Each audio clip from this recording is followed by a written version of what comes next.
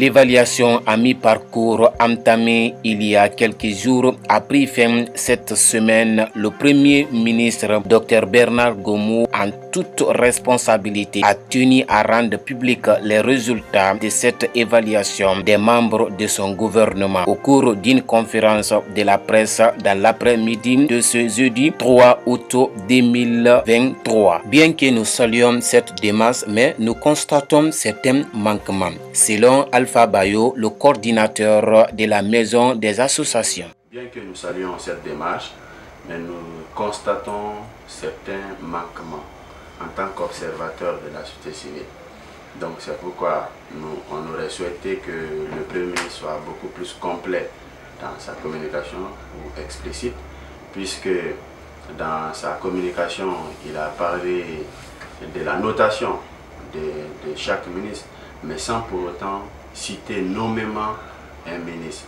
Et nous, en tant qu'observateurs, le peuple de Guinée a vraiment besoin de savoir qui a fait quoi, quels sont les ministres performants, quels sont les ministres contre-productifs. Et le peuple a vraiment besoin de savoir cela. Donc c'est pourquoi nous lui recommandons vivement de publier les résultats, en tout cas de cette évaluation, de façon complète.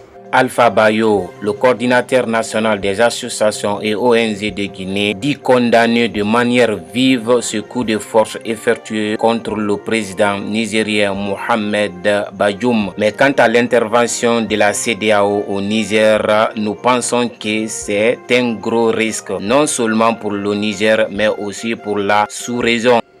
Mais quant à l'intervention militaire de la CEDEAO au Niger, nous pensons que c'est un gros risque. Un gros risque pour le Niger et pour la sous-région, puisque la Maison des associations et ONG de Guinée est membre du réseau ouest africain de la jeunesse sur la paix, la sécurité et les droits de l'homme. Nous recevons permanemment des informations du côté du Niger.